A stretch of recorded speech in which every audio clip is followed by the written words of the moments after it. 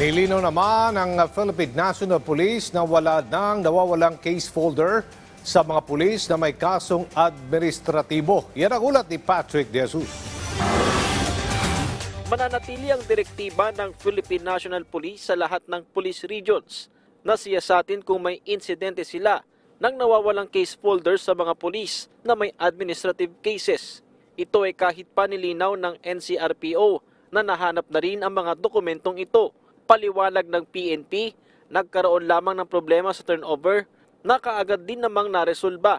Nagkaroon na rin ng maayos na database system sa pagpapanatili ng mga case folder. Nung nag-conduct po sila ng accounting, kausap ko po mismo yung personal head kanina, si Colonel Rodel Pastor, ay wala naman pong nawawala. It so happen na kinuwento niya sa akin, yung kanilang office, particularly yung Discipline, Law and Order section, wherein ito yung repository ng ating mga admin case folder, ay may mga naglipat-lipat ng opisina.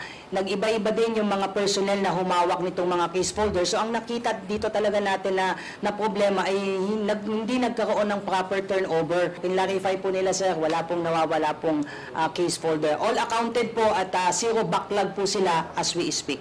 Gayunman, tuloy pa rin ang direktiba upang matiyak na walang naantala sa pagresolba sa administrative cases ng mga pulis. It is incumbent upon them na maganda nga po ito, nangyari nga po ito at na-brought up dahil baka meron din mga region na similarly ay nakaka-encounter po ng ganitong mga delay po in the implementation po ng mga decision because of some inadvertent misplacement of some documents po. Ayon sa PNP, halos 4,000 administrative cases na ang kanilang naresolba mula 2022, kung saan halos 1,000 pulis ang tuluyan ng dinismiss sa serbisyo dahil sa iba't ibang paglabag.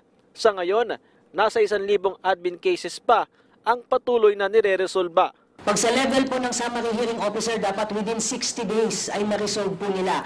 Kapag nag-file po sila ng MR, yung pong PNP personnel, they have 10 days to file a motion for reconsideration. Pagdating po sa level ng disciplinary authority, dapat within 30 days po ay madesisyonan yan. So maghihigpit po tayo doon sa tinatawag po nating reglementary period. Dapat po hindi po yan lumalagpas. Patrick De Jesus para sa Bayan.